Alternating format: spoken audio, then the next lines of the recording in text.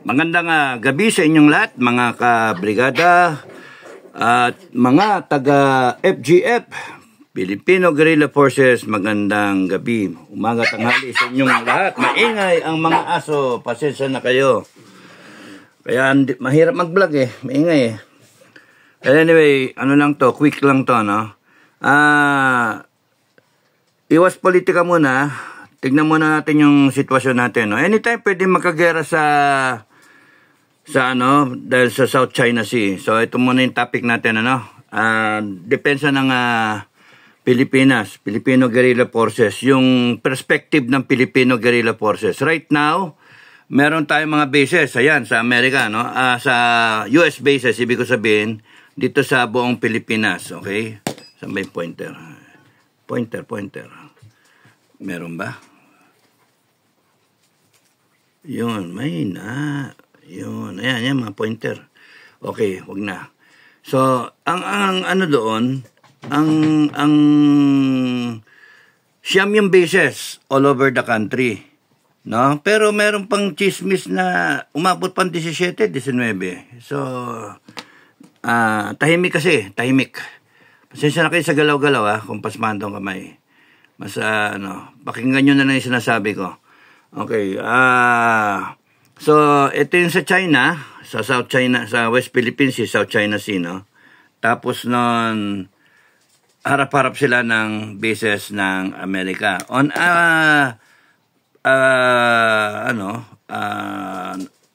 helicopter perspective. Ayan.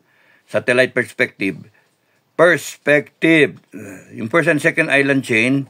So, yung first island chain, alam nyo naman na yan, ano? At saka yung second island chain. So, kung titignan ninyo, yung bases ng China, nandito.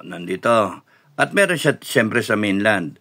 Tapos, yung hinarap sa kanya ng Amerika, ayan na. Kasama na tayo sa Pilipinas. Problema natin, kung si BBM nag-declare ng gera, inaway niya ang China through the armed forces, nagresponde tayo dyan sa West Philippine Sea, no? Banggaan. Nag-retaliate tayo na maraming Pilipino, kayo, gusto ninyo na mga hat ba, yung iba, na nauna, upakan na. Ganon din ako Gusto ko na rin upakal kasi nakakalalaki na. So, ang ano dyan, ang magkagulo. Hindi natin alam kung magtuloy-tuloy. Now, pwede rin hindi si BBM ang mag-start. Kasi ayaw niya. Kasi natatakot siya. So, pwede rin ang magsimula ay yung isang country dyan sa island chain. Nagkagulo. Yan,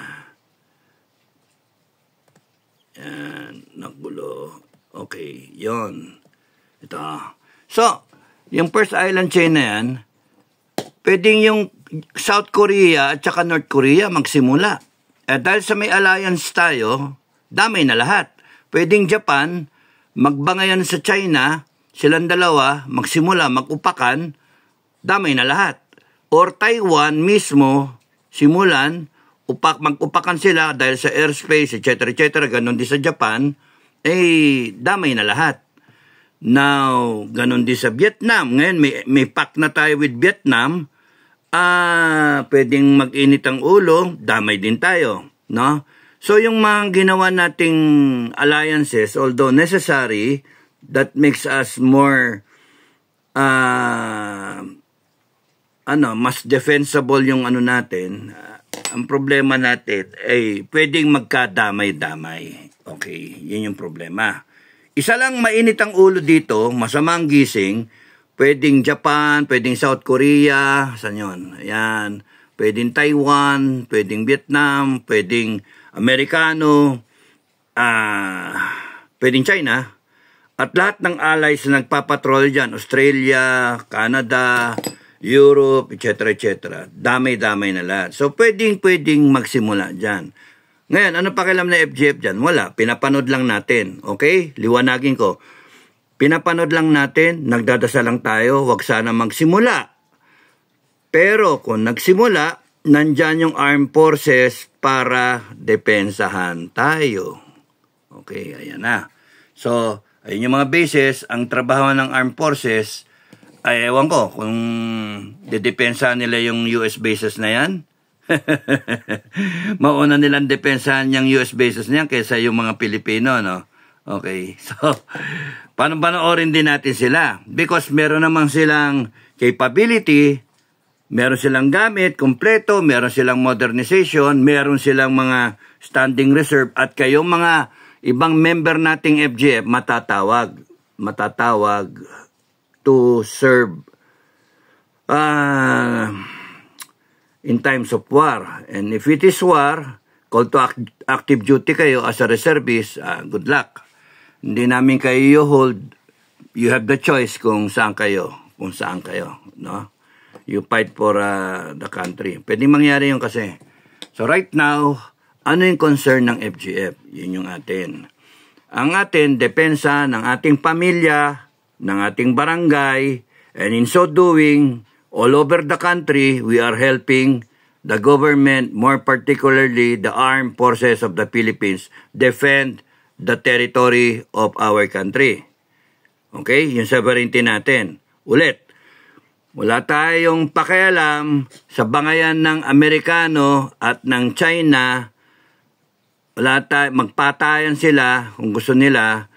Tayo, ang concern natin, FGF, ay depensahan yung pamilya natin. Okay? Yung mga barangay natin. Yung mga barangay na walang pakialam na tinatawanan ng FGF, bahala sila sa buhay nila. Kayong mga nakikinig sa akin ngayon, kung gusto ninyong depensa yung pamilya nyo, join FGF. Sign up lang. Tawag lang. Mag-form lang kayo ng mga barangay guerrilla unit. Pagka meron na, kontakin nyo si Commander Bukay, aka General Mitran, tapos Deputy Supremo, at message siya sa Segundo Junior Mitran, serious to and then sabihin nyo na kung saan kayo, ililink up kayo sa commander, and then you follow instructions from your area commander, provincial commander, regional commander, no? Whichever is the case. Okay? Minsan, pagka define na hanggang barangay o munisipyo. Okay? Depende. We are now numbering 5 million. Is being validated. 10 million nga yung figures natin, pero ayokong maniwala. So, sabi ko, ang declare mo lang 5 million. O, sige, sa 5 million, binavalidate natin. Okay, so, ang concern ng armed forces ay depensahan ang bansa natin. How can 150,000 na strong na armed forces defend a superior, numerically superior potential enemy in China? So, 2 million ang standing army niya. Ang kanyang reservists ay mga 400, 600 million o 700 pa nga yata. Okay, so makukula tayong armed forces natin. Wave after wave. May mga nagsasabi sa inyo, missile na lang upakan. Mag-upak yung missile nila, upakan yung Amerika, upakan yung missile nila. You know, in warfare, you still have to claim victory. You still have to rambagais yung yung sasakupin mo, papasukin mo talaga. Tignan yung ginawa ng Japan. Inupakan na yung Pearl Harbor, inupakan nila yung Pilipinas the next day. Tapos nun, pinasok pa rin tayo. So sa Japan, ang ginawa noon, in-invade nila tayo, pinasok nila tayo sa yung Japan. Ayan, Empire of Japan. Ayan. Pinasok tayo. Pumasok sila sa Cagayan, ditas dito sa may Quezon, Isabela, Quirino, ganon. Somewhere here in Bicol pa, Lingayen, pumasok sila dyan. Tapos nun, nagkaroon ng Battle of Open City in Manila, di ba? And then, nakupo sila MacArthur dun sa Corridor at Bataan, and then umalis siya, I shall return, sabi niya. Okay, 4 na taon bago siya bumalik. So, yun yung kung saan-saan ang pinasok ng Japan. Okay? So, balik tayo. Ang FGF, hindi tayo makikipagbanggaan sa kanila. Balay AFP doon, trabaho nila. Trabaho ng AFP yun. May sweldo sila, meron silang trabaho nila yun. Saan tayo? Anong trabaho natin? Teka, nagkagulo. Nagkaloko-loko. Ngayon. So, didepensa ng AFP yung ating bansa. Sa tingin ko, didepensa nila yung mga kampo. No? Didepensa nila yung Manila. Seat of government, siyempre. Didepensa nila dito banda. Yan ang Manila. Didepensa nila ang seat of government, ang ating mga infrastructure, 150,000 scattered all over the country. Pag sabay-sabay tayong pinag-uupakan, wala na. Ang problema, 1 million as per Intel, nandito na sa loob. Nasa loob na, all over the country. Yan ang report ng mga commander natin ngayon. Nandito na sila all over the country, indifferent,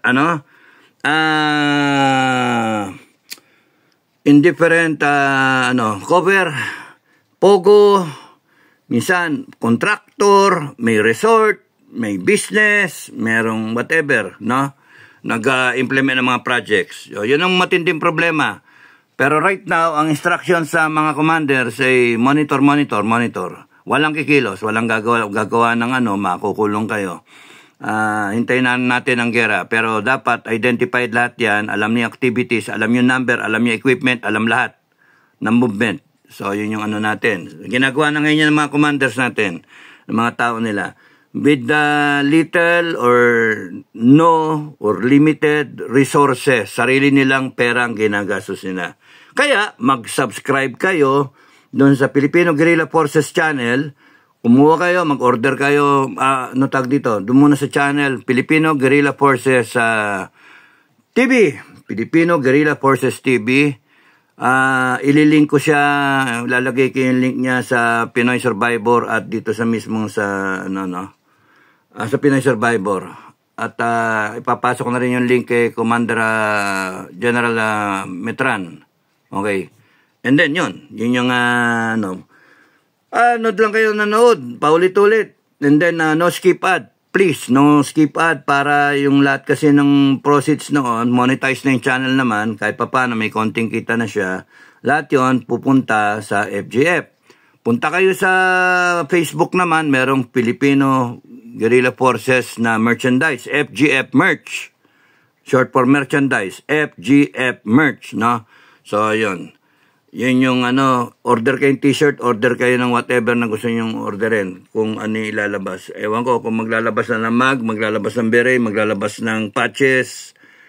Uniform, wala tayong uniform. Kahit anong pwede yung uniform, no? Guerrilla nga tayo Okay. So, yung armed forces, yun ang gagawin. Ngayon tayo, gusto kong emphasize, no? Tayo, depensa ng barangay. Depensa ng barangay all over the country. So, from Luzon hanggang ibaba, Mindanao. So, from Luzon, yan yung mga probinsya natin, no? All the way down. So, bawat isang probinsya, meron tayong Filipino Guerrilla Forces. Bawat isang barangay, supposed to be ideally, napopokus, ay merong merong FGF member. Mas marami, mas maganda. Okay, so, ang FGF, doon lang tayo sa barangay. Doon lang tayo sa barangay. Sa pamilya ninyo, hindi kayo, wala kayong gagawin wala kayong gagawin na kagaya ng ginagawa ng armed forces, no? So, doon lang kayo sa barangay. Okay, so, ang general natin is unconventional. Ang armed forces natin sumusunod sa doktrina.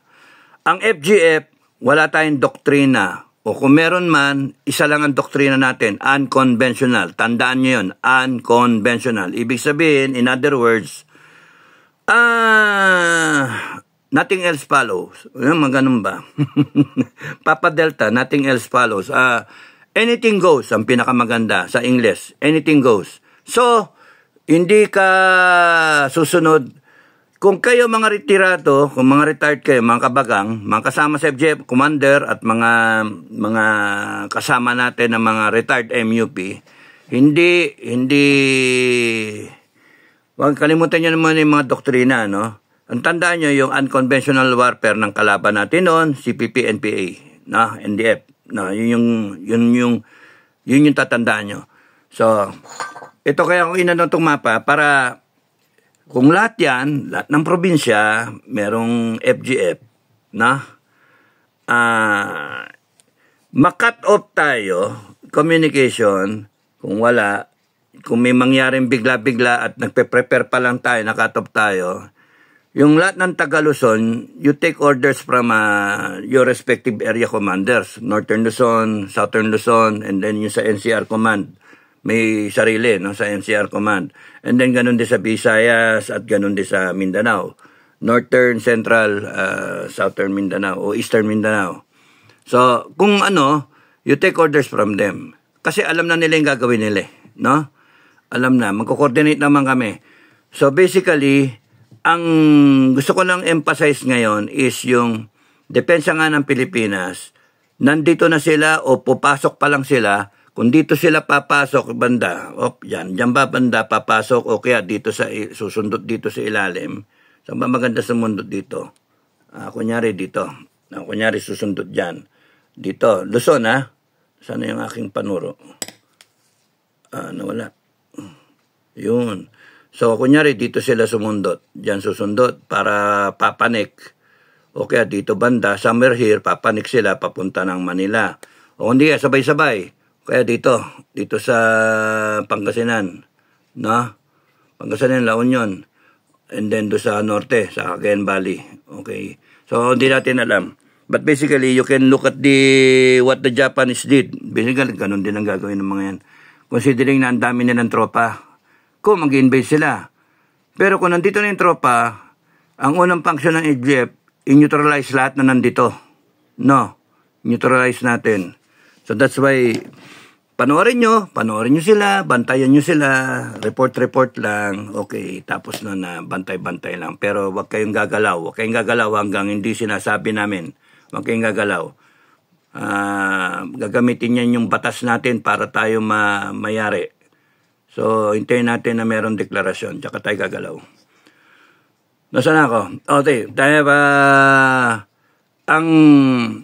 kung titignan nyo, buong Pilipinas, merong mga bundok, Yan, birang-bira yung isla na walang mataas na, ito, ano ba to? Anong bansa? Masbate. Masbate, Wala masyadong high ground. Pero all the rest, tignan ninyo. And then, predominantly, sa Luzon, yung Cordillera, Sierra Madre, Nandun yung connect sa ibaba. Tama-tama, Antipolo, Rizal, pagka, Metro Manila, ang withdraw ng Metro Manila, pag hindi nyo na kaya, huwag nyong babakbakan, huwag nyong sasagupain. Ang style natin, ka-FGF, huwag nyong sasagupain. Numerically superior o kaya technologically, equipment-wise, superior sila. So, on the best dyan, uupakan. Hayaan nyo lang sila, withdraw lang ng withdraw. Pagka pumasok sila dito sa mga beach, withdraw, wag nyo harapin. Yari kayo pagka hinarap nyo. Patay kayo pagka hinarap nyo. Hindi mo makukuha yan sa tapang. Utak ang gamitin. Withdraw lang. Ikot. And then, papasukin. You let them, papasukin nyo lang ganyan. Papasukin nyo. Come here. Pasok kayo. Parang yung gagamba. Pasok ka. And then, biglang atake. Pagka we will attack them, we will hit them, when they are sleeping, when they are eating, when they are defecating, when they are taking a bath, or when they are galibanting, kung anong ginagawa nila na wala sa isip nila ang pakikidigma, nagre-relax sila. Pagka nagpa-party, kaya yung Malacanang, nagpa-party, pwede kang banatan. Pagka nagpa-party ka, kasi lasing-lasing ka, enjoy ka, hindi mo nakikita kung ano na nangyayari, yung pala, ginagapang na kayo. Okay? Kaya Malacanang, huwag kayo masyadong mag-party, baka gapangin kayo. Advice number 9. 9 pesos na utang mo ng Malacanang. So, ang papasukin lang sila. And then, banatan sila pagka nakapasok na. Hit them hard pagka may opportunity. Kunin nyo yung mga baril nila, tapos noon, cut them off. Yung supply line nila, cut them off. Para dun tayo uupak. And then, last ditch effort. Kunyari, you're all alone. tong kunyari example, Mindoro, tong Mindoro. Tsaka Palawan. Oh, alangan naman na magpuntahan lahat tayo. No, hindi naman ganoon kasi nga dedepensa mo yung pamilya eh. So every barangay, every munisipyo, every province all over the country is trying to defend themselves. Kung kunyari walang kalaban doon, kung walang kalaban, okay lang. Train, imbak ng pagkain, etc. Prepare, ganun lang. No? Pero pagka kunyaring pumasok dito sa Palawan at may US bases dyan eh, di ba? Di ba meron dyan Balabak? Sana yun? Ay. Yan, Balabak. Ayun, meron doon. Yan, Balabak oh. At saka yun, Antonio Bautista Air Base. So, talagang priority upakan. Pero pagka minisel yan, lalanding na lang sila dyan. So, ang ano dyan, papasukin nyo lang. Papasukin nyo. Doon sa itaas, ganun din, sa Cagayan, sa Isabela, no? Papasukin nyo lang. You can always withdraw and take the high ground. Iwanan nyo yung mga barangay, mga bahay. Kaya nga mahalaga habang ngayon mag-prepare, gawa kayo ng mga guerrilla bases sa bundok, no. Bala yung mga commander. Kayang-kaya nila yan. Kayang-kaya nila eh. Imagination nyo lang yan mga brother, no. So, ano yung gusto kong sabihin? Papasukin silang ganyan. Tapos nun, sabay upakan, no. Kung may magaling na sniper, upakan, withdraw. Tapos nun, upakan, withdraw. Ikot, upakan, withdraw. Ikot, upakan, withdraw. Ganun lang. They take in casualties. Yun yung malaga. And then, wag niyong patayin. Buhayin niyo yung buhayin niyo. Kaya wag fatal yung tama. Buhayin niyo para umiyak. Paiyakin niyo lang ng paiyakin para magkaroon ng psychological ek-ek yung mga kasama nila. Matakot. Hindi nila alam kung saan ang gagaling eh, no? Ganun ang gusto natin mangyari. Tapos pagka delikado na yung lugar niyo, withdraw kayo sa high ground. Kaya ang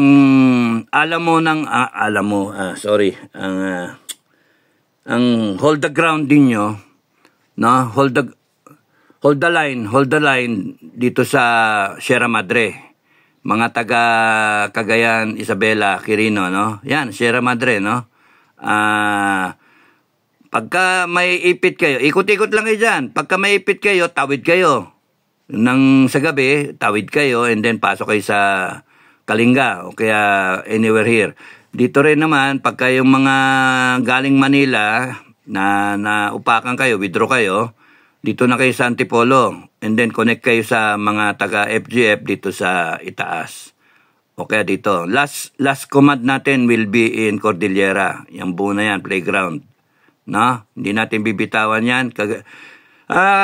Cagayan Valley, Sierra Madre, wag niyong bibitawan yan. Tas dito, Bataan, wag niyong bibitawan yan. Pero pagka makukupot, okay lang. Takbo. Tawid kayo. Punta kayo dito. Reach this mountain range. Magkakonekta man yan yung Cagayan at saka itong Cordillera. And then all the way down there. Pati Batangas meron din, You take the high ground. Mindoro, Palawan, and all the Visayan Islands, no? You take the high ground. Ikot-ikot lang. And then upak, baba, upak, ganun. Traidor, ha? Gusto ko traidor tayo, ha? Traidor. Walang conventional. Wala nga tayong doktrina. Ang conventional, harap-harapan kayo, conventional warfare. Tayo hindi. Traidoran yung tira natin, ha? Traidoran. No? Inflict as much casualties as you can, pero patraidor. No? Wag harap-harapan. Wag kayong nalaban ng harap-harapan. Talo kayo. So, ito, ganun din. Mindanao, konektado lahat. Konektado, di ba? Bukidnon, Cagayan Valley, di ba? Bukidnon, Cagayan Cotabato, meron pa, no? Mga hill yun no? Sa Cotabato. And then, paikot dito sa, Sultan Kudarat. Sultan Kudarat. And then dito sa kanan, Davao Oriental. So maraming tatakbuhan, no? And then ang magiging killing ground nyo, yung mga low-lying areas. Yan, low-lying areas. So malinaw, no? Get them in and then hit them when they are stretched. Malayo sila dun sa sa supply line nila.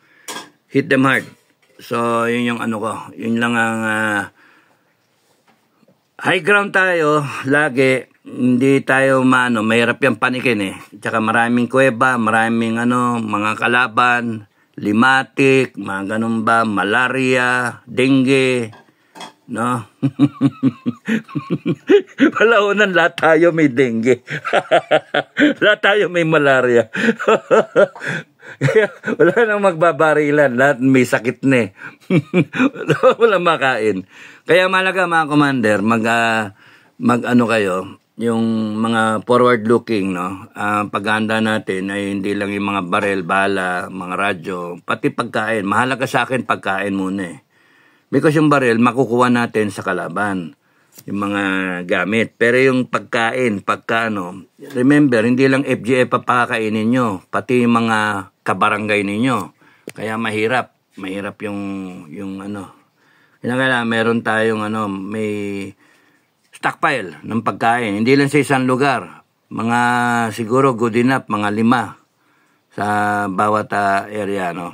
Para iwanan nyo isa, takbo kayo sa kabila. Ganun lang yun. Malayo pa yung ating tatahakin pero at least we are organizing and meron tayong direksyon. Yung mga ninuno natin World War II, walang 268,000 lang sila. Imagine that, tayo milyon na. So may tayo, may laban tayo, no? May laban tayo. Ang sa akin, ang gusto ko, wag niyong sasaktan, wag niyong papatayin, buhayin niyo. Maganda kasi nagkukwento siya na putol yung paan niya, putol yung tanggal yung loss of body part ba, ng ganun ba. Tapos may let them bleed, ganun lang. Let them bleed.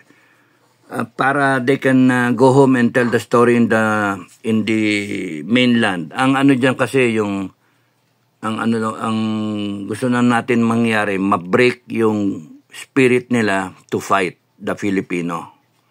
Yun yung gusto natin. By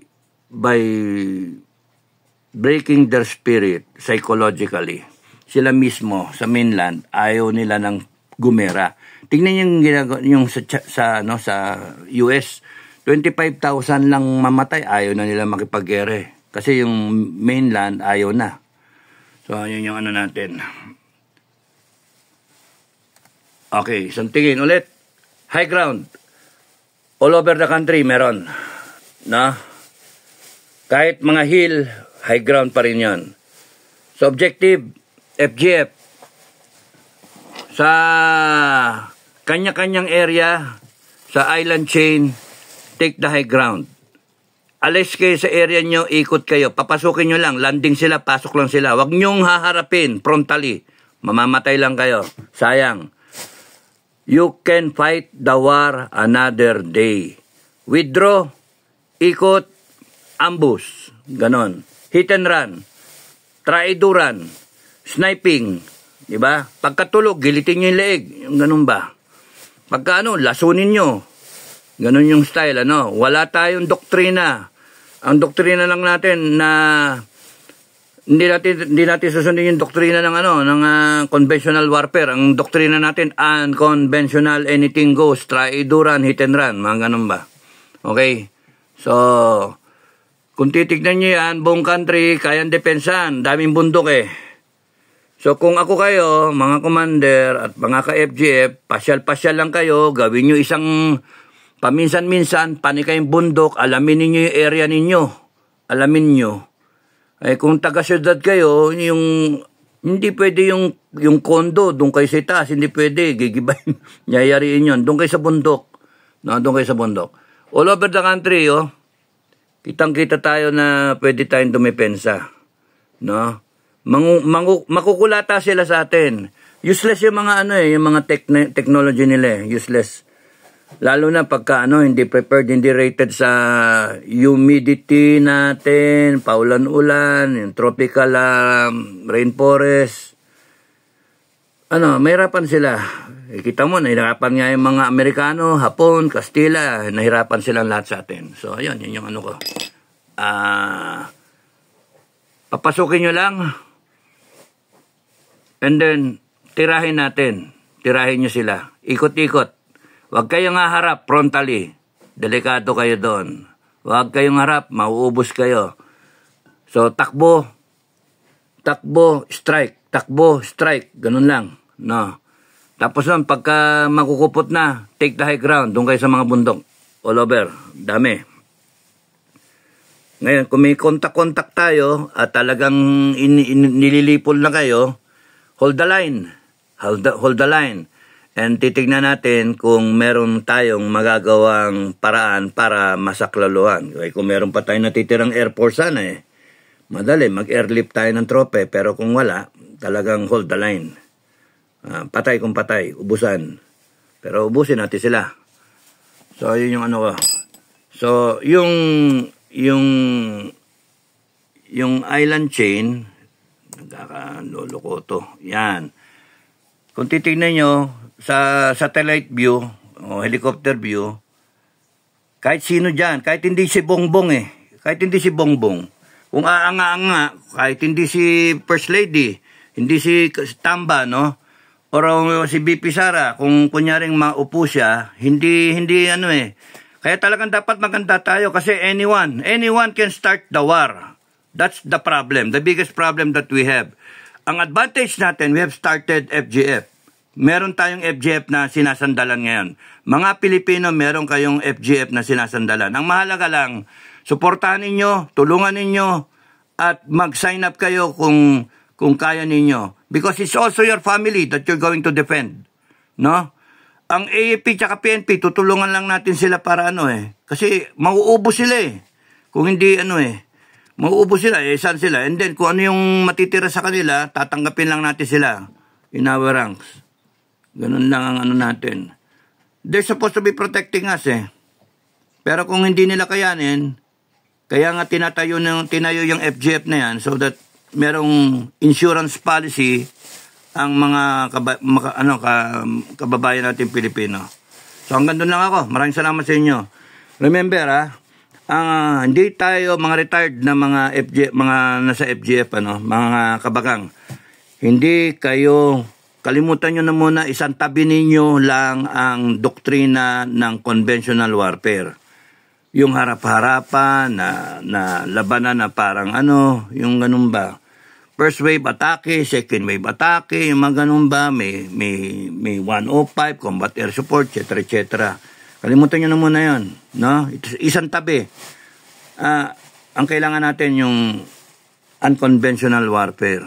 Traiduran, hit and run tactics, yun yung atin. Pagka may lumusob sa lugar nyo, sa beach, antras kayo, nakikita nyo, may largabista kayo, dami, parating. Huwag nyo harapin, mamamatay lang kayo.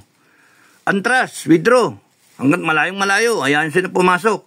Pagka nakapasok, ayun, tsaka birahin. Pagkatulog, birahin. Pagka naliligo, birahin. Yung ganun, pagka kumakain, birahin. So hanggang ganun lang tayo. No? And then hold the line. Identify ninyo yung mga high ground. Puntahan ninyo.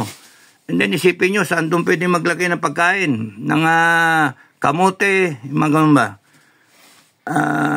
Manok, alagain. And whatever na makakain. So hanggang doon na lang. Maraming salamat sa inyo. God bless everyone. God bless the Filipino people. God is always in control.